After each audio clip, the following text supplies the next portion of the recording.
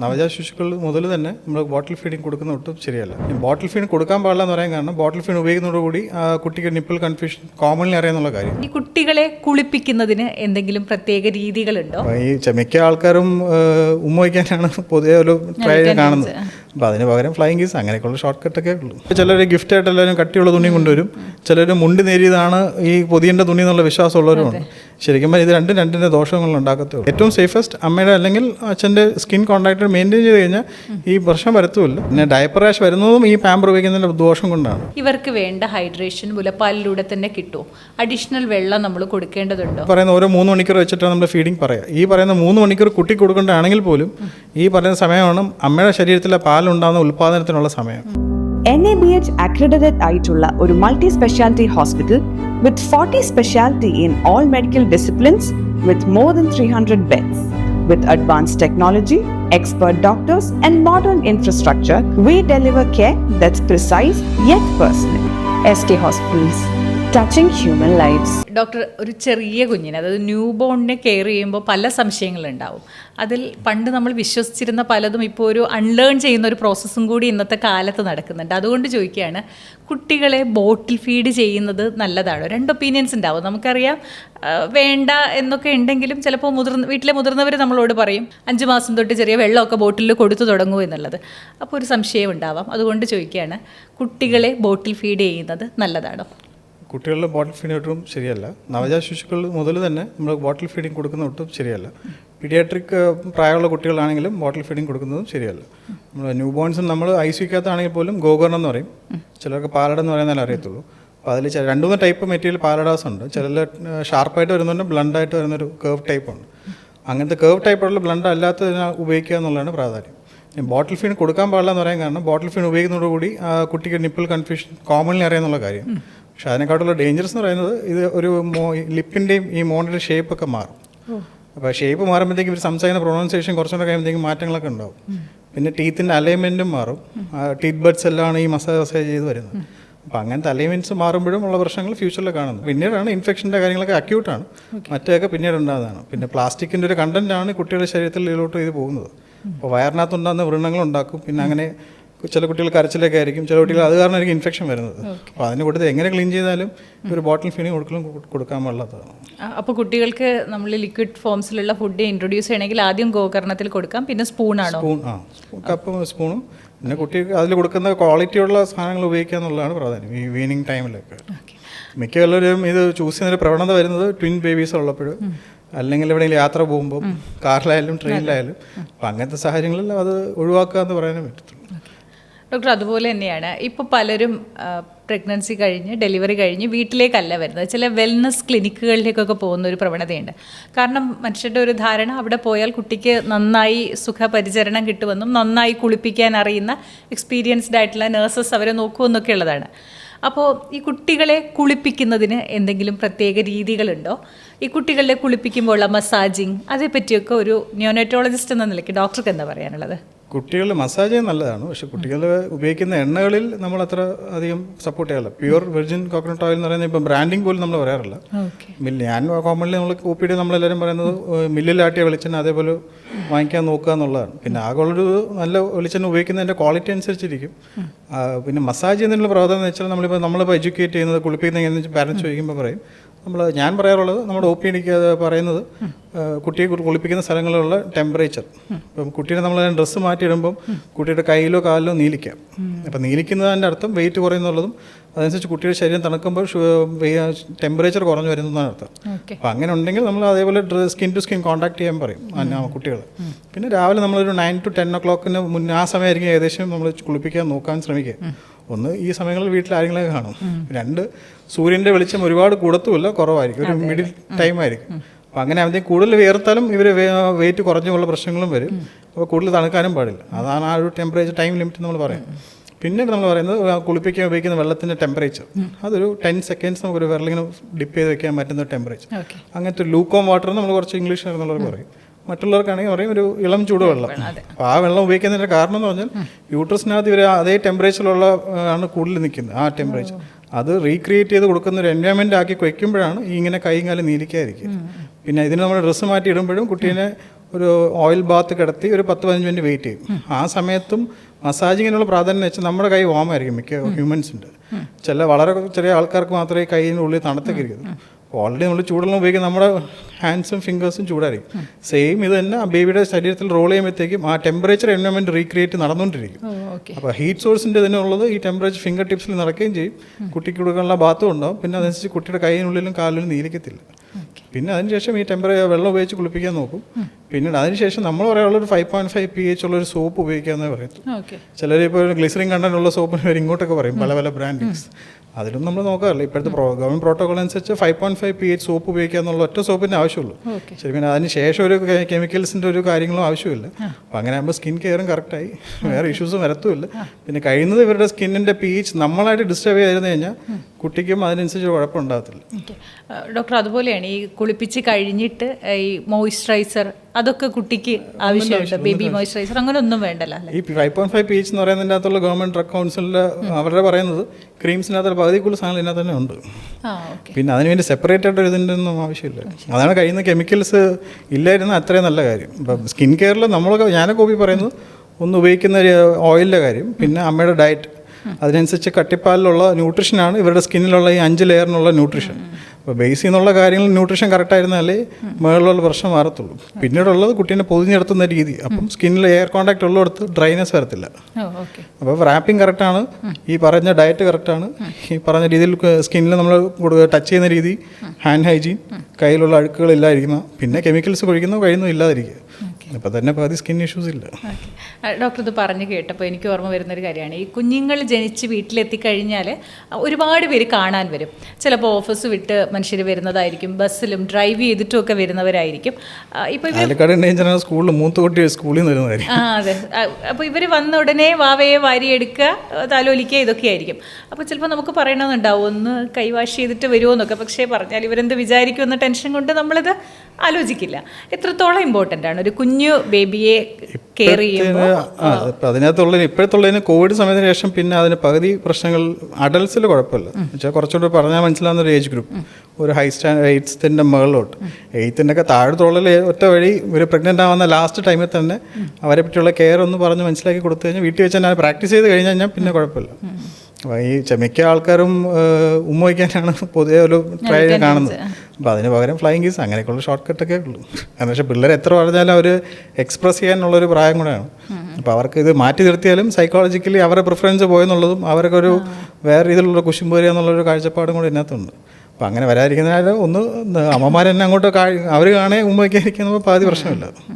സൈക്കോളജിയിൽ വെച്ച് ടൈം എടുക്കും. പിന്നെ കുട്ടീനെ ഹാൻഡിൽ ചെയ്യുന്നതിനും വീട്ടിൽ വെച്ച് നിങ്ങൾ തന്നെ അത് പ്രാക്ടീസ് ചെയ്ത് കാണിക്കുകയാണെങ്കിൽ കുട്ടികൾ കണ്ടും അത് പഠിക്കത്തേ ഉള്ളൂ. അപ്പോൾ ആ ഒരു ഹൈജീനാണ് അവർക്ക് പ്രാധാന്യം, അങ്ങനെ ചെയ്യാൻ പാടുള്ളൂ എന്ന് പറഞ്ഞു കഴിഞ്ഞാൽ പിള്ളേർ അതേ ചെയ്യത്തുള്ളൂ. അപ്പോൾ ആ ഒരു എൻവയോൺമെൻറ്റ് ക്രിയേറ്റ് ചെയ്ത് കുട്ടീനെ ഒരു ഫാമിലി ഹുഡാക്കി എടുത്തു കഴിഞ്ഞാൽ അപ്പോൾ ആ ഫാമിലി ഹുഡ് ആകുമ്പോഴത്തേക്കും പകുതി കുട്ടിയുടെ കാര്യങ്ങൾ കുട്ടി തന്നെ മൂത്ത കുട്ടി തന്നെ ഓർമ്മിച്ച് തരും. അപ്പോൾ അങ്ങനെ ആകുമ്പോഴാണ് ഒരു ഫാമിലി ഹുഡിലോട്ട് പോകുന്നത്. ഓക്കെ, ഈ മൂത്ത കുട്ടി പാരൻറ്റിങ് നമുക്കിത് പറഞ്ഞ് മനസ്സിലാക്കാമെന്ന് വെച്ചാൽ, പക്ഷെ പുറത്തുനിന്നൊക്കെ ആൾക്കാർ വരുമ്പോൾ എപ്പോഴും നമ്മൾ ഈ കൈ കഴുകി കുഞ്ഞിനെ എടുക്കണം അങ്ങനെയുണ്ടോ? അത് എന്താണ് ഒരു ബേസിക് കഴിയുന്ന ടച്ച് ചെയ്യുന്ന ഒഴിവാക്കുക, അത്രയല്ല ഡോക്ടർ? അതുപോലെ തന്നെയാണ് മറ്റൊരു സംശയമുള്ളത്, നമ്മൾ ചിലപ്പോൾ ഈ വെസ്റ്റേൺ കൺട്രീസിലെ അല്ലെങ്കിൽ പുറം രാജ്യങ്ങളിലെ വീഡിയോസൊക്കെ കാണുമ്പോൾ കുട്ടികളെ അമ്മയുടെ അടുക്കലുള്ള വളരെ ഒരു ക്രാഡിലിൽ കിടത്തി ഉറക്കുന്നത്, ഒരു സെപ്പറേറ്റ് ചെയ്തിട്ടുള്ള സ്ലീപ്പ് പ്രിഫറൻസ് ആണ് കണ്ടിട്ടുള്ളത്. ചിലപ്പോൾ നമ്മുടെ നാട്ടിലൊരു കോ സ്ലീപ്പിംഗ് അല്ലെങ്കിൽ അമ്മയുടെ ചൂട് പറ്റി കിടക്കുക എന്നുള്ളതാണ് നമുക്കറിയുന്ന ഒരറിവ്. എന്താണ് ശരിക്കും കുഞ്ഞിൻ്റെ ഒരു ആരോഗ്യം കൺസിഡർ ചെയ്യുമ്പോൾ കുഞ്ഞിനെ അമ്മയ്ക്കൊപ്പം കിടത്തുന്നതാണോ അല്ല മാറ്റി കിടത്തി ഉറക്കുന്നതാണോ? മാറ്റി കിടത്തുന്നതിൽ ഇന്ത്യൻസിനകത്തുള്ള പൊതുവെല്ലാം മാറ്റി കിടത്താതിരിക്കുക ചെയ്യുന്നത്. ഇപ്പോൾ കാനഡിയൻസ് അങ്ങനത്തുള്ള തണുപ്പ് രാജ്യങ്ങളിൽ അവർ ഒരു ടെമ്പറേച്ചർ റീക്രിയേറ്റ് ചെയ്ത് വെച്ചിട്ടാണ് മാറ്റി കിടത്തുന്നത്. അങ്ങനെ കിടത്തുന്നതല്ല. പിന്നെ വേറൊന്ന്, ഈ പറഞ്ഞ രാജ്യങ്ങളിലുള്ള ജിയോഗ്രഫിക്കൽ ടെമ്പറേച്ചർ വ്യത്യാസമാണ്. ഇപ്പോൾ ഉദാഹരണം, ഇപ്പോൾ ഞാനീ പറഞ്ഞ പോലെ കാനഡയിലാണ് കിടത്തുന്നുണ്ടെങ്കിൽ പറഞ്ഞാലും അവരുടെ വീടിൻ്റെ ഉള്ളിൽ ഹീറ്റേഴ്സ് ഉണ്ട്, റൂം ഹീറ്റേഴ്സ്. അതുകൊണ്ടാണ് അവരിങ്ങനെ ഒരു കോൺഫിഡൻറ്റ് മാറ്റി കിടത്തുന്ന ഭാഗം. പക്ഷെ നമ്മുടെ നാട്ടിൽ അങ്ങനത്തെ അല്ല. നമ്മുടെ നാട്ടിൽ വേറെ രീതിയിലുള്ള ജീവിതമാണ്, ലൈവ്ലിഹുഡാണ്. അപ്പോൾ അതിനകത്ത് നമ്മളിനകത്തും പറയുന്നത് ഏറ്റവും സേഫസ്റ്റും മദറിൻ്റെ ഇപ്പം ഒരു പ്രസവത്തിന് ശേഷം സ്ത്രീകളുടെ ശരീരത്തിൽ ഒരു ഔട്ട് ബേസ്റ്റ് ഓഫ് ഈസ്ട്രജൻ ഹോർമോണും ഉണ്ടാവും. അതാണ് ഈ ശരീരത്തിൽ ഫുൾ ചൂടാവുന്നത്. അപ്പോൾ ആ സമയത്ത് ആ സെയിം ചൂട് തന്നെ ബേബിക്ക് കൊടുത്ത്, അതാണ് നമ്മൾ പ്രസവിക്കുമ്പോൾ പോലും കോഡ് കട്ട് ചെയ്തതിൻ്റെ സമയത്ത് മുന്നേ തന്നെ അമ്മയുടെ വയറിൽ കിടത്തണം എന്ന് പറയുന്നതിൻ്റെ ഉദ്ദേശം ആ ഹീറ്റ് സോഴ്സ് അത് തന്നെ യൂസ് ചെയ്യുക എന്നുള്ളതാണ്. അപ്പോൾ അതേ ടെമ്പറേച്ചർ നമ്മൾ മെയിൻറ്റെയിൻ ചെയ്ത് 6 months തുടർച്ചയായിട്ട് പോയി കഴിഞ്ഞ് കഴിഞ്ഞാൽ കുട്ടികൾക്ക് വളർച്ച വെയിറ്റ് കൂടുകയും ചെയ്യും, ഈ പ്രശ്നങ്ങൾ ഉണ്ടാകത്തുമില്ല, കുട്ടീനെ തിരിച്ച് അമ്മയുടെ കയ്യിൽ നിന്ന് മാറത്തുമില്ല, ICUയിൽ അഡ്മിറ്റ് ആകത്തുമില്ല, മഞ്ഞര പ്രശ്നങ്ങളും ഉണ്ടാവില്ല. പിന്നെ അതനുസരിച്ച് തന്നെ ഇങ്ങനെ ചെയ്യുമ്പോൾ ഫീഡ് ചെയ്യാനുള്ളൊരു കോൺഫിഡൻസും വരും. പിന്നെ ഒരു മെറ്റേണൽ ഒരു അമ്മ സ്ത്രീ എന്നുള്ള ആൾ മാറി ഒരു അമ്മ ആവുന്നതിൻ്റെ ഒരു ആദ്യത്തെ കാര്യങ്ങളാണ് ഇങ്ങനത്തെ കാര്യം. അപ്പോൾ സൈക്കോളജിക്കലി അവരും ഫീഡിങ്ങിന് എൻഹാൻസ് ചെയ്യും, അതും ബൂസ്റ്റപ്പ് ചെയ്യും, പിന്നെ അങ്ങനെ മുലപ്പാൽ കൂടുകയും ചെയ്യും. അപ്പോൾ ആ ടെമ്പറേച്ചർ മെയിൻറ്റെയിൻ ചെയ്യുന്നതോടുകൂടി ഇത്രയും വലിയൊരു കാര്യങ്ങളുണ്ട്. പിന്നെ കങ്കാരു മദർ കെയർ പറയുന്നത് അതുകൊണ്ട് തന്നെയാണ്. അപ്പം അങ്ങനെ ആകുമ്പോഴാണ് ആ ബോഡി ടെമ്പറേച്ചർ കുട്ടിക്ക് കിട്ടുകയും ചെയ്യും, അമ്മയ്ക്ക് അതനുസരിച്ചുള്ള ഒരു മെറ്റേണൽ ബോണ്ടിങ് കുട്ടിയായിട്ട് ഉണ്ടാവുകയും ചെയ്യും. ചില അമ്മമാർക്ക് അതനുസരിച്ചൊരു സൈക്കോളജിക്കലി കുറച്ച് ഇഷ്യൂസ് ഉണ്ടാവുമെങ്കിൽ പോലും അപ്പോൾ എപ്പോഴും അടുത്തടുത്ത് കിടത്തുന്നതാണ് ഏറ്റവും സേഫസ്റ്റ്. ഡോക്ടർ, അതുപോലെ ഇന്നത്തെ നമ്മൾ തണുപ്പ് കാലം കഴിഞ്ഞ് നമ്മൾ ചൂടിലേക്ക് ഇങ്ങനെ വരികയാണ്. അപ്പോൾ എല്ലാവർക്കും, മുതിർന്നവർക്കെല്ലാം ഈ ഇൻഫെക്ഷൻ, ചെസ്റ്റ് ഇൻഫെക്ഷൻ, ചുമ, വിട്ടുമാറാത്ത ചുമ, ഇതൊക്കെ കാണുന്നുണ്ട്. കുഞ്ഞുങ്ങളിലും ഇത്തരം കാലാവസ്ഥ മാറുമ്പോൾ ഉണ്ടാകുന്ന ഇൻഫെക്ഷൻസ് ഉണ്ടാവാറുണ്ടോ? അത് ഇപ്പോൾ എങ്ങനെയാണ് കണ്ടിരിക്കുന്നത്? ഇപ്പോഴത്തെ നമ്മൾ കോവിഡിന് ശേഷം നമ്മൾ എല്ലാവർക്കും ഗൈഡ് ലൈൻസ് നമുക്ക് കിട്ടിയിട്ടുള്ളതെന്ന് വെച്ചാൽ ഇപ്പോൾ ഈ പറഞ്ഞ വൈറൽ ഫ്ലൂ ആണ് കോമൺലി ഉള്ളത് ഇപ്പോഴത്തുള്ളതിൽ. അപ്പോൾ അത് ലങ്സ് ഒട്ടും ഡെവലപ്പ് ചെയ്യാത്തത് ഉള്ള കുട്ടികൾക്കും ഇപ്പോൾ വരുന്നുണ്ട്. ഇപ്പോൾ പ്രീ ടൈം ആയാലും വരുന്നുണ്ട്, എല്ലാവർക്കും വരുന്നുണ്ട്. ഇപ്പോൾ നമ്മളിപ്പോൾ ICUസിനകത്ത് 32 ആഴ്ചയുള്ള കുട്ടികൾക്ക് അല്ലെങ്കിൽ 34 ആഴ്ച മാക്സിമം ജനിച്ച ഇപ്പോൾ 29 ആഴ്ചയിലാണെങ്കിലും ഇപ്പോൾ ആഴ്ചയിലൊരിക്കൽ എടുക്കുന്ന ഒരു ഇഞ്ചക്ഷൻ എല്ലാവർക്കും കിട്ടുന്നുണ്ട്, പാൽസിമാബ് എന്നൊക്കെ പറഞ്ഞിട്ട്. അങ്ങനത്തെ ഉള്ള injections with concern of the parent നമ്മൾ എടുക്കാറുണ്ട്. ചിലതിൽ നമ്മൾ ഈ പ്രീ ടൈം പ്രായം തികയാത്ത കുട്ടികൾ വെന്റിലേറ്റർ കിടന്നാലും ഇങ്ങനത്തെ ഇൻഫെക്ഷൻ ആയിരിക്കാനും ഇമ്മ്യൂണിറ്റി ബൂസ്റ്റ് ചെയ്ത് കൊടുക്കാനും ഇഞ്ചക്ഷൻ ഇപ്പോൾ ഉപയോഗപ്പെടുന്ന ഒരു പ്രതലം ഇപ്പോൾ നമ്മൾ ഇവിടെ എല്ലാ പ്രോട്ടോക്കോളുണ്ട്. അതേപോലെ തന്നെ ഇതെല്ലാം ICUക്കകത്ത്. പിന്നെ ICUക്കകത്ത് ഒബ്വിയസ്ലി സ്റ്റാഫിനെല്ലാം അതനുസരിച്ചുള്ള ഹൈജീൻ കെയറും അതിലെ ഹെൽത്ത് ചെക്കപ്പ് കഴിഞ്ഞിട്ട് അകത്ത് കയറത്തുള്ളൂ. കൺസൾട്ടൻ്റ് ആയപ്പോലും മാസ്കും ഇതെല്ലാം ധരിച്ച് കയറത്തുള്ളൂ. ഇതെല്ലാം ICUക്കകത്തുള്ളൂ. പിന്നെ നമ്മൾ റൂം ഷിഫ്റ്റ് ചെയ്യാന്ന് പറഞ്ഞു കഴിഞ്ഞാൽ കുട്ടീനെ റൂം ഷിഫ്റ്റ് ചെയ്താൽ പോലും വിസിറ്റേഴ്സ് വഴി വരികയാണ് കൂടുതൽ കോമൺലി. അവിടെയും ഇതേ പറഞ്ഞല്ലോ, നേരത്തെ മൂത്ത കുട്ടികൾ വരുമ്പോഴത്തേക്കാണ് പ്രശ്നം. അപ്പോൾ അങ്ങനെ ആകുമ്പോൾ അവരെ വഴി വരുന്ന വിസിറ്റേഴ്സിനെ അവോയ്ഡ് ചെയ്യുന്നുള്ളതാണ്. ഇപ്പോൾ നമ്മൾ എല്ലാ ഹോസ്പിറ്റൽസിലും ഇപ്പോൾ പണ്ടത്തെ പോലെ ഒന്നും വിസിറ്റിംഗ് ടൈം അധികം ഒന്നും ഇല്ല ഇപ്പോൾ. പിന്നെ എല്ലാവർക്കും ഇപ്പോഴും ഒന്ന് കഴിയുന്ന കാണാതിരിക്കുക എന്നുള്ളത് തന്നെയാണ്. വീഡിയോ കോളിംഗ് അങ്ങനെ കാണുന്നുള്ളൂ. അപ്പോൾ നല്ലൊരു കാര്യം എന്ന് വെച്ചാൽ ഇവർ ഏറ്റവും ഇങ്ങനെ കോവിഡിന് ശേഷം ഇങ്ങനെ കുറച്ച് അറിയപ്പെടുന്ന ഒന്ന് കാര്യം. രണ്ടാമത്തെ കാര്യം ഇതിലുള്ള ഡേഞ്ചർസ് എന്ന് പറഞ്ഞാൽ ഇപ്പോൾ ജനിച്ച ഒരു ചെറിയ കുട്ടി, ഒരു 5 ദിവസമായിട്ടുള്ള ഒരു കുട്ടിയാണ്. പക്ഷേ വീട്ടിലുള്ളതൊരു 5 വയസ്സുള്ള കുട്ടിയാണ്. വർഷം ഉള്ള വ്യത്യാസമാണ്. അപ്പം ഈ പ്രായത്തിനനുസരിച്ച് വരുന്ന ഓരോ വൈറൽ ഇൻഫെക്ഷൻ അവരുടെ പാറ്റേൺ രീതിയിൽ വ്യത്യാസമായിരിക്കും. പല സ്ട്രെയിൻസ് ആയിരിക്കും പല ഏജ് ഗ്രൂപ്പിൽ വരുന്നത്. അങ്ങനെ ആകുമ്പോഴത്തേക്കും ആ കുട്ടികളിലാണ്, ഈ ചെറിയ കുട്ടികളിലായിരിക്കും ഏറ്റവും ബാധിക്കുക. അപ്പോൾ അങ്ങനെ ആകുമ്പോഴത്തേക്കും ഇവരെല്ലാവരുടെയും ന്യൂട്രീഷൻ കറക്റ്റ് ചെയ്യുക, വെള്ളം കുടിപ്പിക്കുന്ന ശീലം. പിന്നെ അവരുടെ ഇപ്പോൾ എല്ലാവർക്കും ഫ്ലൂ വാക്സിൻ എടുക്കുന്നുണ്ട്. ഫ്ലൂ വാക്സിൻ ഇപ്പോൾ ഉള്ളതിൽ 3 ട്രൈൽ വാലൻ്റ് വാക്സിൻ എന്ന് പറയും. അപ്പോൾ അതിന് 3 സ്ട്രെയിൻസ് മാത്രമേ കവറേജ് ഉള്ളൂ. അപ്പോൾ അതല്ലാത്ത വാക്സിൻസ് എടുക്കാനും കുറച്ചുകൂടെ പ്രവണത കൂടിയ രീതിയിലുള്ള പ്രതിരോധ ശക്തി കിട്ടുകയും ചെയ്യും. അപ്പോൾ അങ്ങനത്തെ വാക്സിൻ എടുക്കാം, അത് ഇങ്ങനത്തെ വാക്സിൻ എടുക്കാം. അത് ഓരോരുത്തരുടെ ഇൻകം അനുസരിച്ചും അവരുടെ ചോയ്സ് അനുസരിച്ച്. അപ്പോൾ ഈ വാക്സിൻസ് എല്ലാം കറക്റ്റ് ചെയ്യാന്നുള്ളതാണ് ഇപ്പോഴത്തെ ഫ്ലൂവിൻ്റെ ഉള്ളതിൽ പൊതുവെ ഉള്ളത്. പിന്നെ 10 വയസ്സിന് താഴെയാണെങ്കിൽ ബൂസ്റ്റർ ഡോസ് വെച്ചെടുക്കണം, അല്ലെങ്കിൽ എല്ലാ വർഷവും വാക്സിനേറ്റ് ചെയ്യേണ്ടി വരും. പിന്നെ അമ്മമാർക്കാണ് ഇത് വരുന്നുണ്ടെങ്കിൽ N95 മാസ്ക് ഉപയോഗിച്ച് പഴയ കോവിഡിൻ്റെ അതേ ഒരു ട്രയൽ എല്ലാവർക്കും അറിയാമെന്നുള്ളതുകൊണ്ട് അത് തന്നെ സെയിം ട്രയൽ ഇപ്പോഴും. പിന്നെ കഴിയുന്ന മാസ്ക് ഉപയോഗിക്കും, അതനുസരിച്ച് സോഷ്യൽ കോൺടാക്റ്റ് കുറയ്ക്കും. ഇപ്പോൾ മൂത്ത കുട്ടിയാണ് ആ ഇൻഫെക്ഷനെങ്കിൽ അവരെ അവോയ്ഡ് ചെയ്ത് ഐസൊലേറ്റ് ചെയ്യും.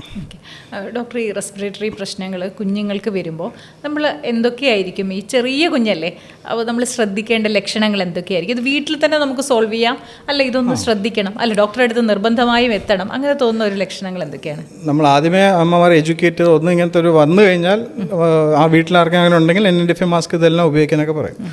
പൊതുവേ നമുക്ക് ഏറ്റവും കൂടുതൽ അമ്മമാർക്കാണ് നോട്ടീസ് ചെയ്യാൻ പറ്റുന്നത്. അവരുടെ ഫീഡിങ് ഇഷ്യൂ അവർക്ക് അത്രയും ഈ സക്ക് ചെയ്യുന്ന ഒരു സ്ട്രോങ്നെസ് കുറവായിരിക്കും. ഇപ്പോൾ മലയാള ഭാഷ പറഞ്ഞാൽ മുലപ്പാൽ ചപ്പിയെടുക്കുന്നതിൻ്റെ രീതി കുറവായിരിക്കും. അവർ വീക്കായിട്ട് കരഞ്ഞുകൊണ്ടിരിക്കും, ക്ഷീണിച്ചു പോകും. അങ്ങനത്തെ ലക്ഷണങ്ങളാണ് നോക്കുന്നത്. പിന്നെ നമ്മൾ ICUലാണെങ്കിലും അമ്മമാർക്കാണെങ്കിലും പഠിപ്പിച്ചെടുക്കുന്ന ഒരു സ്കോറിംഗ് സിസ്റ്റം പോലെ പഠിപ്പിക്കും. അമ്മമാർക്കാണെങ്കിൽ നമ്മൾ പറയും മൂക്കിന് ഇവിടെ വികസിക്കുന്ന രീതി. ഇപ്പോൾ നമ്മൾ ശ്വാസം എടുക്കുന്നത് നോർമൽ, ഇപ്പോൾ നമുക്ക് ലങ്സിൽ ഇൻഫെക്ഷൻ ഉണ്ടെങ്കിൽ ഇവിടെ വികസിച്ചെടുക്കത്തുള്ളൂ ശ്വാസം. പിന്നെ ഈ കഴുത്തിൻ്റെ താഴെ ഉണ്ടാകുന്ന ഒരു കുഴിഞ്ഞ് ശ്വാസം എടുക്കും. പിന്നെ 1 മിനിറ്റിൽ ശ്വാസം എടുക്കുന്ന കൂടുതൽ കിതയ്ക്കുന്ന രീതിയിലുള്ള പ്രവണത കുട്ടികളിലും കാണും. പിന്നെ അത്രയും ഇൻഫെക്ഷൻ കൂടുതലാണെങ്കിൽ ഇവിടെ കാണുന്ന വാരിയല്ലേത് അകത്തോട്ട് പോയി ശ്വാസം എടുക്കും. അപ്പോൾ ഇത്രയും ലക്ഷണങ്ങൾ വരുന്നത് ഒരുപാട് കൂടിയെന്നാണ് അർത്ഥം. ഇങ്ങനെ വരുന്നതിന് മുന്നേ ഈ കഴുത്തിനൂടെ കുഴിയുന്നതും മൂക്കിനോട് തുമ്പത്ത് വികസിച്ച് ശ്വാസം എടുക്കുന്ന രീതികളിലാണ് ഇങ്ങനത്തെ ഇൻഫെക്ഷൻ കൂടുന്നതെന്ന് അർത്ഥം. അപ്പോൾ അങ്ങനത്തെ അമ്മമാർ എല്ലാം പഠിപ്പിച്ചു കൊടുക്കും. അങ്ങനെ വന്നു കഴിഞ്ഞാലും വീട്ടിൽ ചെയ്യുന്ന പ്രവർത്തനം ഇങ്ങനത്തെ നെബുലൈസേഷൻ, ഇപ്പോൾ ഒരു OPD കൺസൾട്ടായിട്ട് വന്നു കഴിഞ്ഞാൽ ആദ്യത്തെ 2-3 ദിവസത്തിന് കറക്റ്റായിട്ട് ട്രീറ്റ്മെൻറ്റ് എടുക്കാൻ പറ്റുകയാണെങ്കിൽ കുഴപ്പമില്ല. ഇതിന് വന്നു കഴിഞ്ഞുള്ള ഏറ്റവും ഒരു നമ്മളിപ്പോൾ ഫേസ് ചെയ്യുന്നതാണ് അതിന് പ്രതിരോധം എന്ന് വെച്ചാൽ ഇപ്പോൾ നെബുലൈസേഷൻ ഇങ്ങനത്തെ കുട്ടികൾക്ക് എടുക്കണം. ഇപ്പോൾ സാധാരണ ഒരു 3 വയസ്സിൻ്റെ മുകളിലോട്ടാണെങ്കിൽ നമുക്ക് പറഞ്ഞെടുക്കാം ശ്വാസം നീട്ടിയെടുക്കും. അപ്പോൾ നവജാത ശിശുക്കൾക്ക് ഇങ്ങനെ പറ്റത്തില്ല. അപ്പോൾ നമ്മൾ ചെയ്യുന്നത് വെച്ചാൽ ഇപ്പോൾ ഞാൻ ചെയ്യുന്നത് വെച്ചാൽ അമ്മയുടെ മടിയിൽ കുട്ടീനെ ചാരി ഇരുത്തുക, അപ്പോൾ സ്പൈൻ സ്ട്രേറ്റ് ആയി. എന്നിട്ട് മടിയിൽ ഇരുത്തിയപ്പോഴത്തേക്കും മൂക്കിനടുത്തോട്ട് ഈ മാസ്ക് വെച്ച് ആ നെബുലൈസേഷൻ ഡോസ് അനുസരിച്ച് നമ്മൾ എഴുതി കൊടുക്കും. അത് കഴിയുന്ന മെഷീൻ്റെ ഇത് മൂക്കിനടുത്തോട്ട് ചേർത്ത് കുറച്ച് ഗ്യാപ്പ് വെച്ച് ഈ ഡയറക്ഷൻ കറക്റ്റ് ചെയ്യാന്നുള്ളത് പറയാൻ പറ്റും. കാരണം താഴെ വരെ മരുന്ന് എത്തിയാലേ ഇതിൻ്റെ റിസൾട്ട് കിട്ടും. നമുക്ക് ഈ മൂക്കിൻ്റെ ഇതുവരെ എത്തിയിട്ട് റിസൾട്ട് കിട്ടിയിട്ട് കാര്യമില്ല, താഴോട്ട് ലങ്സിൻ്റെ അറ്റം വരെ മരുന്ന് എത്തിയാലേ ഇതിന് റിസൾട്ട് കിട്ടും. അപ്പോൾ ഈ ഏജ് ഗ്രൂപ്പിലുള്ളതിൽ ഇങ്ങനെ വന്നു കഴിഞ്ഞാൽ ഇത്രയും പാടാണ്. മരുന്ന് താഴെ എത്തുന്ന അനുസരിച്ചാണ് നമുക്കൊരു 48 മണിക്കൂർ കഴിഞ്ഞാൽ ഈ ഡോസ് കുറയ്ക്കാൻ പറ്റില്ല എന്നുള്ള തീരുമാനം നമുക്ക് എടുക്കാൻ പറ്റും. അപ്പോൾ ആ സമയത്തും ഇതൊന്ന് എഡ്യൂക്കേറ്റ് ചെയ്ത് പഠിപ്പിച്ച് ചെയ്യുന്ന രീതിയും ചെയ്യുന്ന ക്വാളിറ്റിയും അമ്മേനെ പഠിപ്പിച്ച് മനസ്സിലാക്കിയിട്ടാണ് വീട്ടിലോട്ട് വിടുന്നത്. ഇനിയിപ്പോൾ അഥവാ ഇപ്പോൾ രാത്രിയാണെന്നുണ്ടെങ്കിലും നമ്മൾ എഡ്യൂക്കേറ്റ് ചെയ്ത് വിടും. ഈ പറഞ്ഞ ലക്ഷണങ്ങളോ അല്ലെങ്കിൽ മുലപ്പാൽ കുടിക്കാൻ ബുദ്ധിമുട്ടുണ്ടോ, ശപ്പി എടുക്കുന്ന രീതി കുറവ്, കുട്ടി കുടിക്കുന്നില്ല, 24 മണിക്കൂറിൽ 6 പ്രാവശ്യത്തേക്കുള്ളാണ് യൂറിൻ നല്ലപോലെ പോകുന്നത്. അപ്പോൾ ആ പോകുന്ന രീതിയെല്ലാം അതിപ്പോൾ അങ്ങനെയാകുമ്പോൾ നോർമലുള്ള ബേബി, അത് ചെയ്യുന്നില്ലെങ്കിൽ ഇങ്ങനത്തുള്ള ബുദ്ധിമുട്ടുള്ള കുട്ടി. അപ്പോൾ അങ്ങനത്തെ കുട്ടികളാകുമ്പോൾ ഹോസ്പിറ്റലിൽ വരാൻ പറയും. പിന്നെ രാത്രി ഇപ്പോൾ ഈ ഹ്യൂമിഡിറ്റി കൂടുന്നതെല്ലാം ഈ സൂര്യൻ ഉദിക്കുന്ന സമയങ്ങളിലായിരിക്കും. അപ്പോൾ ആ സമയത്ത് ഹ്യൂമിഡിറ്റി കുറച്ച് കൂടുതലാകുമ്പോഴത്തേക്കും ഇങ്ങനത്തെ കുട്ടികളിൽ ആ കിടക്കുന്ന റൂമിലെ ടെമ്പറേച്ചർ, ഇപ്പോൾ ആ റൂമിൽ ഇപ്പോൾ അടച്ചിട്ട് കിടക്കുന്ന ഒരു വെന്റിലേഷൻ ഇല്ലാത്ത റൂംസ് ആയിരിക്കും ചിലപ്പോൾ ഉണ്ടാകുന്നത്. ചില എല്ലാ മലയാളികൾ ചിലർ അങ്ങനെയുള്ളവരുണ്ട്. അപ്പോൾ വെന്റിലേഷൻ കറക്റ്റായിട്ട് ഉണ്ടാവുകയും വേണം, പക്ഷേ ഉണ്ടായാലും വെളുപ്പിന് ഇങ്ങനത്തെ ഒരു ബുദ്ധിമുട്ടും വരും. അപ്പോൾ ആ സമയത്ത് വെന്റിലേഷൻ മെയിൻറ്റെയിൻ ചെയ്യുക, പക്ഷേ ഇങ്ങനെ വരുന്ന സമയത്ത് ആ സമയത്ത് ഈ ഡോസ് ഇങ്ങനെ ആ മരുന്ന് വെളുപ്പിനാക്കി കൊടുത്തു കഴിഞ്ഞാൽ ആ ബുദ്ധിമുട്ട് ഉണ്ടാകത്തില്ല. സൂര്യ ഉദിച്ച് കഴിഞ്ഞാൽ ഈ ഹ്യൂമിഡിറ്റി ആ ലെയറിൽ അത് മാറുകയും ചെയ്യും. അപ്പോൾ ആ എയറിൻ്റെ ഇഷ്യൂസ് ഒന്നും ഉണ്ടാകത്തില്ല. ഡോക്ടർ, അതുപോലെ നമ്മൾ ഇത്ര സമയം സംസാരിച്ചത് നോർമൽ ബേബീസിനെ കുറിച്ചിട്ടാണ്. ഡോക്ടർ തീർച്ചയായും ന്യൂനറ്റോളജിസ്റ്റാണ്. അപ്പോൾ പ്രീ ടൈം ബേബീസിനെ ഹാൻഡിൽ ചെയ്യുന്നുണ്ടാകും. അപ്പോൾ അവരുടെ അമ്മമാർക്ക് വേണ്ടിയിട്ട് അല്ലെങ്കിൽ പാരൻസിന് വേണ്ടി ചോദിക്കുകയാണ്, ഈ പ്രീ ടൈം ബേബീസിൻ്റെ മൈൽ സ്റ്റോൺസ് എങ്ങനെയാണ് കണക്കാക്കുന്നത്? എൻ്റെ കുഞ്ഞ് ശരിക്കും വളരുന്നുണ്ടോ എന്നുള്ളത് ഒരു പ്രീ ടൈം അമ്മയ്ക്ക് കൂടുതൽ ആശങ്കയുണ്ടാവും. അവരോട് എന്താണ് പറയാനുള്ളത്? അങ്ങനെ ഉണ്ടാകുന്ന വെച്ചാൽ നമ്മൾ ഇങ്ങനത്തെ ഒരു സാഹചര്യം ഉണ്ടാകുന്ന യൂട്രസിനകത്തുണ്ടായ പല പല കാര്യങ്ങൾ കൊണ്ടുണ്ടായ ഒരു സാഹചര്യം. അപ്പോൾ അമ്മയുടെ ഡിപ്പാർട്ട്മെൻറ്റ് നമ്മൾ ഇങ്ങനൊരു കുട്ടിയുണ്ട്, ഇങ്ങനൊരു അമ്മയുണ്ട്, ഇങ്ങനൊരു കുട്ടിക്ക് ഇന്നെ വളർച്ചയുണ്ട് യൂട്രസിനകത്തുള്ളതെന്നുള്ളൊരു കണക്കുണ്ട്. അപ്പോൾ നമ്മൾ കാൽക്കുലേഷൻ തുടങ്ങുന്ന അവിടെ വെച്ച് തന്നെ ഓൾറെഡി തുടങ്ങി കഴിഞ്ഞു. യൂട്രോയ്ക്കകത്ത് തന്നെ കുട്ടിയുടെ പ്രായം അനുസരിച്ച് അമ്മയുടെ ലാസ്റ്റ് ഉണ്ടായ പീരീഡ്സിൻ്റെ ഡേറ്റ് വെച്ചിട്ട് ഓരോ കുട്ടികളുടെ, ഇപ്പോൾ ഉദാഹരണം പറഞ്ഞാൽ കുറച്ചൊരു റേഡിയോളജി ഇതിനകത്ത് പറയേണ്ടി വരും, കാലിൻ്റെ നീളം, കാലിൻ്റെ എല്ലിൻ്റെ നീളം വരെ ഉൾപ്പെടെ, കിഡ്നിയുടെ നീളം, അങ്ങനെ എല്ലാത്തിൻ്റെയും നീളം, ഈ തലയുടെ വണ്ണം, ഇതെല്ലാത്തിൻ്റെ ഉള്ള സെൻറ്റിമീറ്റർ വെച്ചിട്ട് നമ്മൾ ഏഷ്യൻസിൻ്റെ അകത്തുള്ള ഒരു സ്റ്റഡി റേഡിയോളജിക്കാർക്ക് ഓൾറെഡി ഉണ്ട്. ഈ ഗ്രാഫ് അനുസരിച്ചാണ് ഇവർ നോക്കി പറഞ്ഞിട്ട് ഒരു ബയോഫിസിയോളജിക്കൽ പ്രൊഫൈൽ എന്നുള്ളൊരു കാര്യമുണ്ട്. ആ കാര്യം അനുസരിച്ച് നമുക്ക് അവർ അതിനകത്തൊരു നോട്ട് ചെയ്യും, സ്കാനിങ്ങിൻ്റെ അകത്ത് ഇന്ന ഈ ആഴ്ചകളുടെ ഗ്രോത്ത് ഉണ്ടോ ഇല്ല എന്നുള്ള ചെക്ക് ചെയ്യും. അപ്പോൾ ഓൾറെഡി അതിനകത്ത് ആയി കഴിഞ്ഞു. രണ്ടാമത് നമ്മൾ ചെയ്യുന്നത് കുട്ടി പ്രസവിച്ചതിന് ശേഷം ഉണ്ടാകുന്നതിൻ്റെ അകത്ത് ഗ്രാഫുണ്ട്, ഫെൻറ്റൻസ് ചാർട്ട് എന്നൊക്കെ പറയും. ആ പ്രീ ടൈമിൻ്റെ ചാർട്ട് അനുസരിച്ച് കുട്ടിയുടെ പ്രായത്തിനുള്ള വെയിറ്റും ഹൈറ്റും നീളം ഇതുണ്ടോ എന്ന് ചെക്ക് ചെയ്യും. ഇത് ചെക്ക് ചെയ്യുന്നതനുസരിച്ച് ഇതിനകത്ത് കുറച്ച് സെൻറ്ററിൽ ഒരു ഡോട്ടിട്ടുള്ള ഒരു ലൈൻസ് ഉണ്ട്. ഈ ലൈൻസ് വെച്ചിട്ട് നമ്മൾ ഗ്രോത്ത് എല്ലാം കൊടുക്കും. അത് ആദ്യം ജനിച്ച് നമ്മുടെ കൈ കിട്ടുമ്പോഴത്തേക്കുള്ളത് പ്ലോട്ട് ചെയ്യും. പിന്നീട് 24 ഹവേഴ്സിനുള്ള പിന്നീട് അങ്ങോട്ടുള്ളതിന് നമ്മൾ കുട്ടികൾക്ക് പാരൻ്റൽ ന്യൂട്രീഷൻ എന്നുള്ള ഇത് കൊടുക്കും. അപ്പോൾ അതിനകത്ത് കുട്ടിക്ക് കൊടുക്കാവുന്ന പ്രോട്ടീൻസ് ഉണ്ട്, ഞരമ്പുകളിൽ കൂടി കൊടുക്കാൻ പറ്റുന്ന കുട്ടികളുടെ പ്രോട്ടീൻസ് ഉണ്ട്, ഫാറ്റ് ഉണ്ട്. അതനുസരിച്ചുള്ള അമ്മയുടെ മുലപ്പാൽ കൊടുക്കുന്നത് വായ കൂടെ കൊടുക്കാൻ പറ്റുന്ന കാര്യങ്ങൾ. പിന്നെ ഹ്യൂമിഡിഫയേഴ്സ് എന്ന് പറഞ്ഞൊരു ഫാറ്റ് കൂടിയിട്ട് പൗഡേഴ്സ് ഉണ്ട്. ഇതെല്ലാം അമ്മയുടെ പാലിൽ മിക്സ് ചെയ്ത് കുട്ടീനെ ഫീഡ് ചെയ്ത് കൊടുക്കും. അങ്ങനെ കൂട്ടുന്നതനുസരിച്ച് പെർ ഡേ വെച്ചിട്ടുള്ള കാര്യങ്ങൾ കണക്ക് കൂട്ടും. ഇത് ഓരോ ദിവസവും 24 മണിക്കൂർ നമ്മൾ ഈ ഗ്രാഫിൽ പ്ലോട്ട് ചെയ്യും. പിന്നെ വെന്റിലേറ്റർ ആണോ അല്ലേ എന്നുള്ളതെന്ന് വെച്ചാൽ 7 ദിവസം കഴിഞ്ഞാൽ പിന്നെ പ്ലോട്ട് ചെയ്യത്തുള്ളൂ.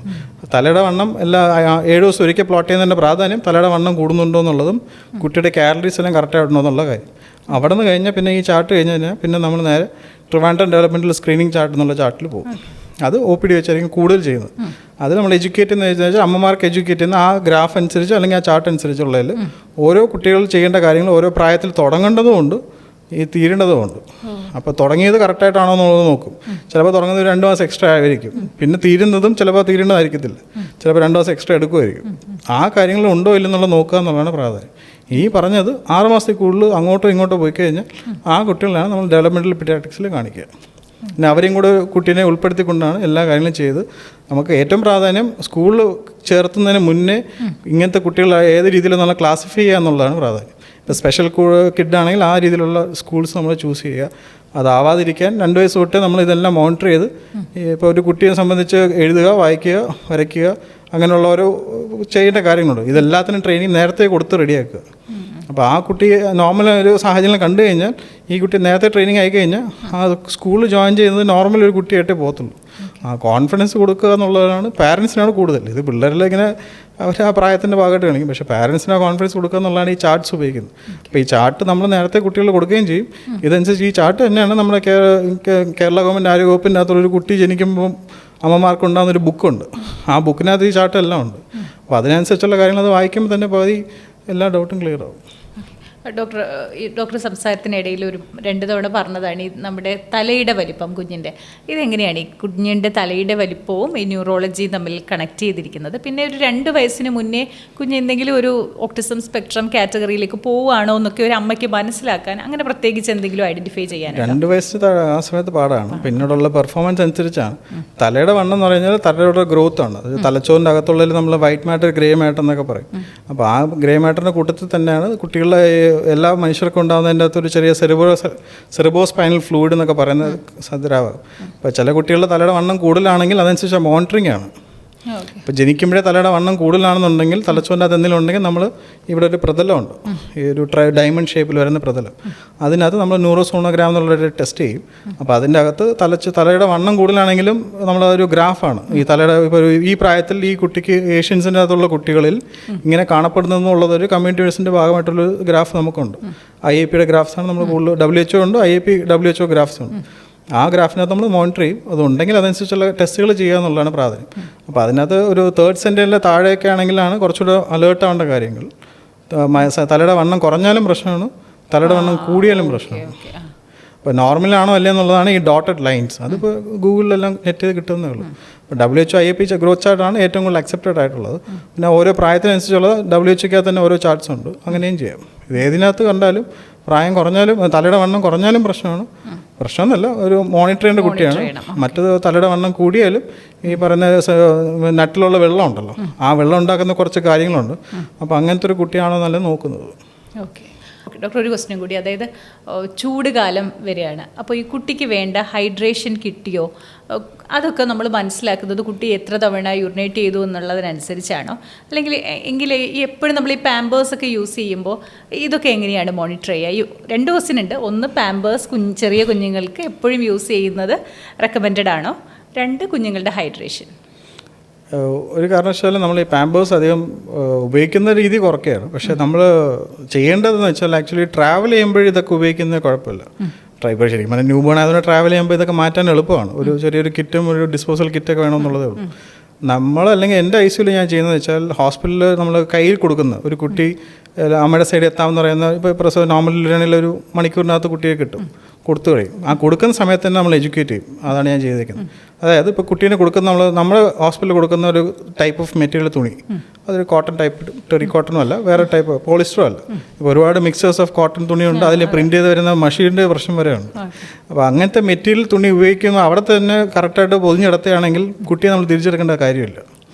അപ്പോൾ അവിടെ വെച്ച് തന്നെ മോണിറ്ററിങ് കറക്റ്റായിട്ട് പറഞ്ഞു കൊടുത്തു കഴിഞ്ഞാൽ അമ്മയുടെ കയ്യിൽ കൊടുക്കുമ്പോൾ തന്നെ ഇത് എഡ്യൂക്കേറ്റ് കഴിഞ്ഞ് കഴിഞ്ഞാൽ ഉപയോഗിക്കുന്ന തുണി. ഇപ്പോൾ ചിലർ ഗിഫ്റ്റായിട്ട് എല്ലാവരും കട്ടിയുള്ള തുണി കൊണ്ടുവരും, ചിലർ മുണ്ട് നേരിയതാണ് ഈ പൊതിയേണ്ട തുണി എന്നുള്ള വിശ്വാസമുള്ളവരുമുണ്ട്. ശരിക്കും ഇത് രണ്ടിൻ്റെ ദോഷങ്ങൾ ഉണ്ടാക്കത്തേ ഉള്ളൂ. കട്ടി കൂടിയാലും ഇവർ ഓവർ റാപ്പിംഗ് എന്ന് പറയും. ഇപ്പോൾ നമ്മൾ വേർക്കുന്നില്ലേ, ഇപ്പോൾ നമ്മൾ ഇപ്പോൾ രാജസ്ഥാനിൽ ഇരുന്നിട്ട് ഈ ജാക്കറ്റ് ഇട്ടിരുന്ന് നമ്മളും വേർക്കുന്ന പോലെ തന്നെയാണ് ഇവരുടെ അവസ്ഥ. അപ്പോൾ ഇങ്ങനത്തെ ഓവറായിട്ട് ഹീറ്റായാലും ഇവരുടെ വിയർപ്പ് വന്നാലും ഇവരുടെ ശരീരത്തിൽ ഊഷ്മാവ് കുറഞ്ഞ് വെയിറ്റ് കുറയും. മുണ്ടി നേരിയത് പോലത്തെ തുണി ഉപയോഗിച്ചാലും കുട്ടിയുടെ ശരീരം തണുത്താലും ഈ വെയിറ്റ് ഈ സ്കിന്ന് വഴി ഡീഹൈഡ്രേറ്റഡ് ആവും. അപ്പോൾ ഇത് രണ്ടും ആവാതിരിക്കാനാണ് ഇങ്ങനെ ചെയ്യുന്നതും. ഇതിന് ഏറ്റവും സേഫസ്റ്റ് അമ്മയുടെ അല്ലെങ്കിൽ അച്ഛൻ്റെ സ്കിൻ കോൺടാക്റ്റ് മെയിൻറ്റെയിൻ ചെയ്ത് കഴിഞ്ഞാൽ ഈ പ്രശ്നം വരത്തുമില്ല.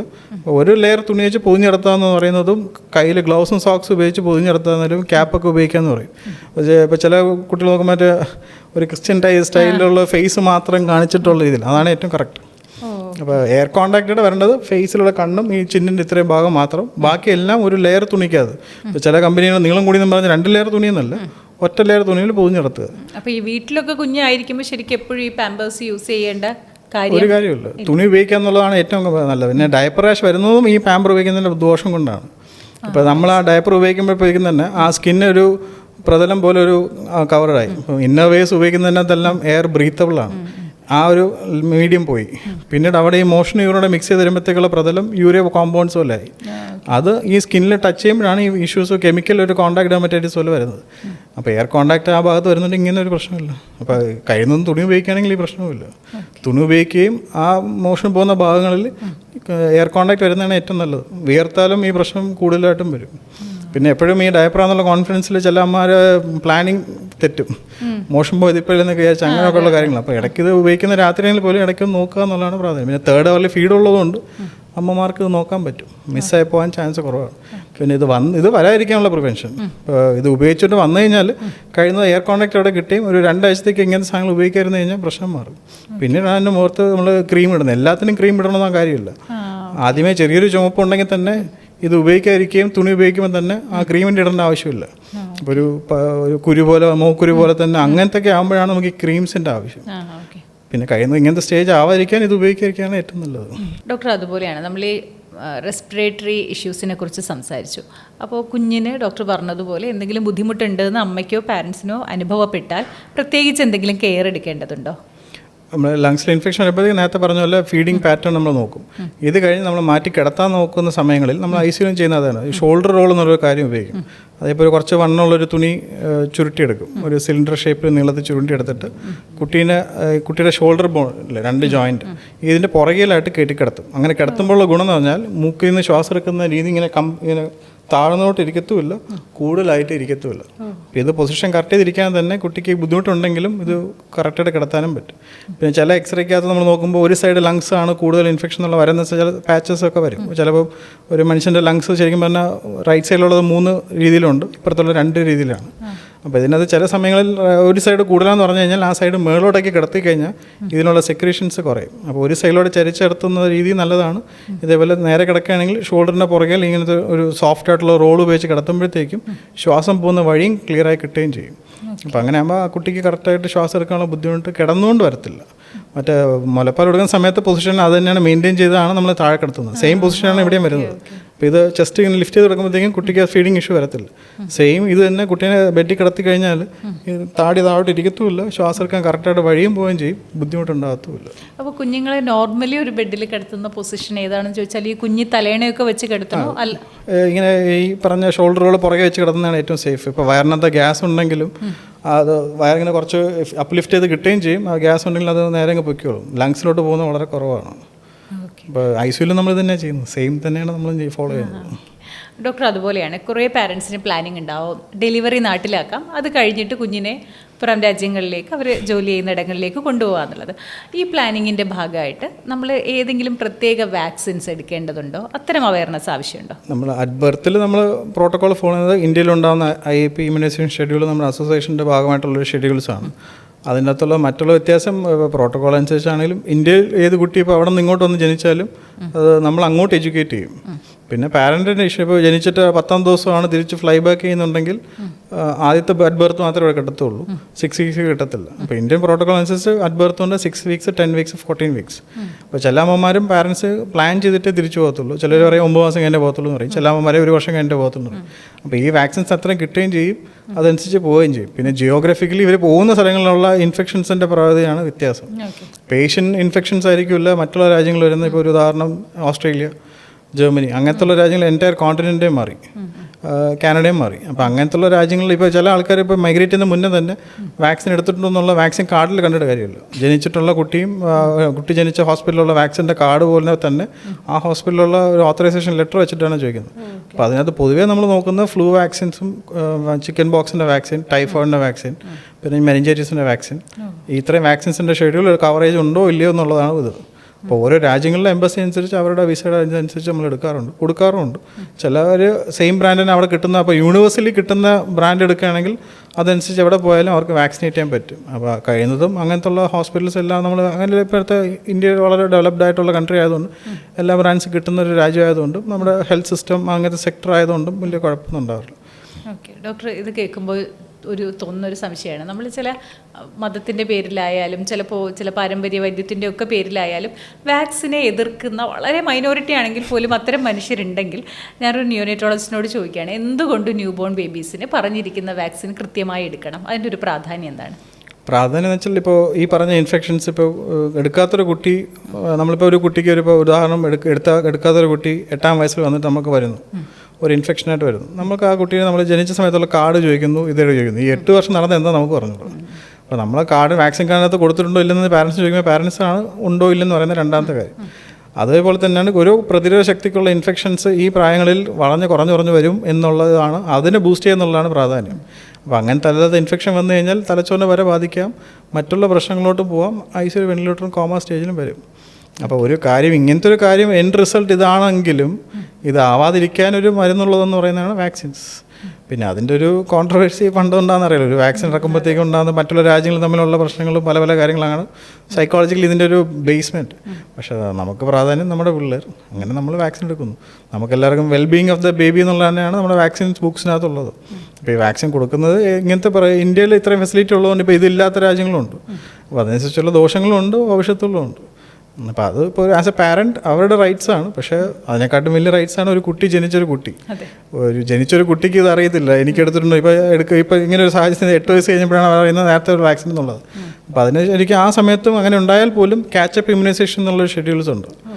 അപ്പോൾ അത് അങ്ങനെ എടുക്കാത്തൊരു കുട്ടിയാണ് നമുക്ക് കിട്ടിയെന്നുണ്ടെങ്കിൽ പോലും, ഇപ്പോൾ ഉദാഹരണം അങ്ങനത്തെ ഒരു കുട്ടിയാണ് ഇപ്പോൾ ഒരു ഫോറസ്റ്റ് ഏരിയയിൽ നിന്ന് ഇങ്ങനെ കിട്ടിയൊരു ട്രൈബൽ ആ ഒരു കമ്മ്യൂണിറ്റിയിൽ നിന്ന് കിട്ടിയാൽ പോലും പ്രോട്ടോകോൾസ് ഉണ്ട്. With consent of the parent protocols, അതിനുള്ള ഫോളോ അപ്പ് എല്ലാം നമ്മുടെ IAP അസോസിയേഷൻസിനകത്തുണ്ട്. ഓക്കെ ഡോക്ടർ, ചൂട് കാലമാണ് വരുന്നത്. അപ്പോൾ ഈ പാരൻസിന്, ന്യൂ ബോൺസിനെ സംബന്ധിച്ച് ഒരുപാട് സംശയം ഉണ്ടാവും. ഇവർക്ക് വേണ്ട ഹൈഡ്രേഷൻ മുലപ്പാലിലൂടെ തന്നെ കിട്ടുമോ? അഡീഷണൽ വെള്ളം നമ്മൾ കൊടുക്കേണ്ടതുണ്ടോ? അങ്ങനെ പല സംശയങ്ങളുണ്ടാവും. എങ്ങനെയാണ് ഈ ചൂട് കാലവും ന്യൂ ബോൺ കെയറും എന്ന് ചോദിച്ചാൽ എന്തായിരിക്കും?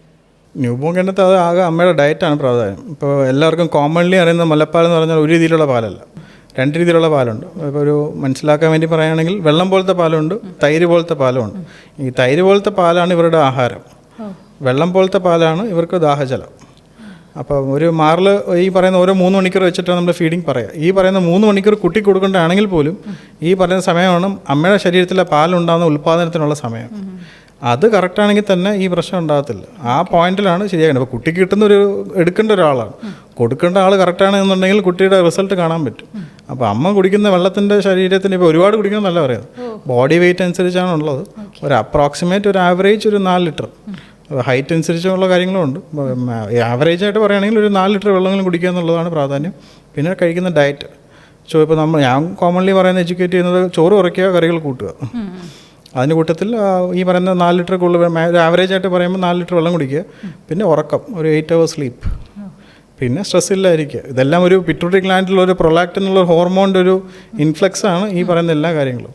അപ്പോൾ അത് കറക്റ്റായിട്ടുള്ള എന്തെങ്കിലും വരും എന്നുള്ളൊരു ഫീമെയിൽ ഈസ്ട്രജൻ അങ്ങനെയാണ് ദൈവം ഉണ്ടാക്കിയിരിക്കുന്നത്. അതിനെ സപ്പോർട്ട് ചെയ്യുന്ന ഈ 4 കാര്യങ്ങൾ ചെയ്ത് കഴിഞ്ഞാൽ ഏത് അമ്മമാർക്കും ബ്രസ്റ്റ് ഫീഡിങ് ചെയ്യാൻ പറ്റും. അതനുസരിച്ച് അത് കുട്ടി കൊടുക്കുമ്പോൾ പിന്നെ കുട്ടികളുടെ കാര്യങ്ങളാണ്. ഇത് കൊടുക്കേണ്ട കാര്യങ്ങൾ ഇത്രയും പറഞ്ഞത്. ഇത് ഇനി കൊടുക്കേണ്ട രീതികളിലാണ് അടുത്ത ക്വാളിറ്റി ഉണ്ട്. ഇത് കറക്റ്റായിട്ട് കൊടുക്കുന്നതാണ് ലാച്ചിങ് എന്ന് പറയുന്ന ലാറ്റ് സ്കോർ. ആ ലാറ്റ് സ്കോർ ഇപ്പോൾ ഗൂഗിൾ ചെയ്താൽ കിട്ടും. അതനുസരിച്ച് കറക്റ്റായിട്ട് നടക്കുകയാണെങ്കിൽ ഫീഡിങ് കഴിഞ്ഞു. പിന്നെ കുട്ടിക്ക് കിട്ടിയെന്നുള്ള കാര്യം, പിന്നെ കുട്ടി കിട്ടിയെന്നുള്ള കാര്യം നമ്മൾ നോക്കുന്നത് 24 hours 6 വർഷത്തിനുള്ളിൽ യൂറിൻ പോകുന്നുണ്ടോ എന്ന് നോക്കും. പിന്നെ കുട്ടിയുടെ സ്കിന്നിലുള്ള രീതി കാണാൻ പറ്റും. കുട്ടികൾ എന്ന് പറഞ്ഞാൽ കളർ പിങ്കാണ്. നമ്മുടെ ഏഷ്യൻ പിള്ളേരിലും ഇന്ത്യൻ പിള്ളേരും പിങ്ക് കളറേ വരത്തുള്ളൂ, വേറെ ഒന്നും വരത്തില്ല. അല്ലെങ്കിൽ അത്രയും ഒരു രീതിയിലുള്ള റേസസുള്ള പിള്ളേരാണെങ്കിലേ വരത്തുള്ളൂ, വേറെ സ്കിൻ ടോൺ. അപ്പോൾ കളർ പിങ്കാണ്, യൂറിൻ 6 വർഷത്തിനുള്ളിൽ പോകുന്നുണ്ട്, പിന്നെ മോഷൻ ഡെയിലി 2 ദിനം പോകുന്നുണ്ട്. അപ്പോൾ അങ്ങനെ ആകുമ്പം കട്ടിപ്പാൽ കിട്ടുന്നുണ്ടോ നോക്കുകയും ചെയ്തു, വെള്ളം പോലത്തെ പാൽ കിട്ടുന്നുള്ളൂ നോക്കിക്കഴിഞ്ഞു. അപ്പോൾ അങ്ങനെ ആകുമ്പോഴത്തേക്കും ഈ പ്രശ്നം തീർന്നു. ഇനിയുള്ളത് കുട്ടീനെ ടെമ്പറേച്ചർ കറക്റ്റാക്കി ചെയ്ത് കൊടുക്കുക എന്നുള്ളത്. അപ്പോൾ കട്ടിയില്ലാത്ത തുണി, നോർമൽ ടൈപ്പുള്ള ഒരു കോട്ടൺ ടൈപ്പുള്ള തുണി ഉപയോഗിക്കുക, അതിൽ കറക്റ്റായി പൊതിഞ്ഞിടന്നാൽ ഹൈഡ്രേഷൻ കറക്റ്റായി. ഈ കുഞ്ഞുങ്ങളെ അല്ല വെള്ളം കുടിപ്പിക്കേണ്ട, ശരിക്കും അമ്മ നന്നായി ജ്യൂസ് കുടിക്കുക, വെള്ളം കുടിക്കുക. വേറൊരു ഗുണം എന്ന് പറഞ്ഞാൽ ഈ കാര്യങ്ങൾ ചെയ്യുകയാണെങ്കിൽ ഈ അമ്മയ്ക്ക് നമ്മൾ ചെയ്യുന്ന തയ്യൽ ഭാഗങ്ങളിൽ ഇൻഫെക്ഷൻ വരത്തില്ല. അപ്പോൾ അത് ഹീലിംഗ് അമ്മയുടെ ശരീരത്തിലുള്ള തയ്യലിനുള്ള കാര്യങ്ങളും കൂടെ അണുബാധ വന്ന് തിരിച്ചു വീണ്ടും അമ്മ അഡ്മിറ്റ് ആകത്തില്ല. അപ്പോൾ അതും കൂടെ ഇതിനുള്ള ഒരു സ്കിൻ കെയറും പേഴ്സണൽ ഹൈജീനും കറക്റ്റാണെങ്കിൽ ഈ ഒരു എഫക്റ്റും കൂടെ ഉണ്ട്.